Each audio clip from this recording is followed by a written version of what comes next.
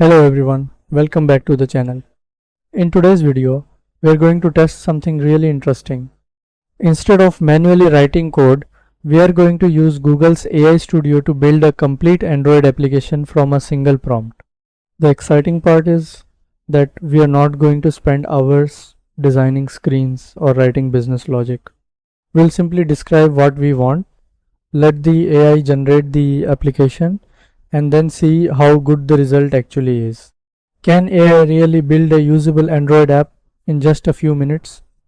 Is it ready to replace developers, or is it simply another powerful tool that can speed up development? Let's find out together. I'll show you the exact prompt, the generated code, the final app, and we'll see whether it's actually worth using for real projects.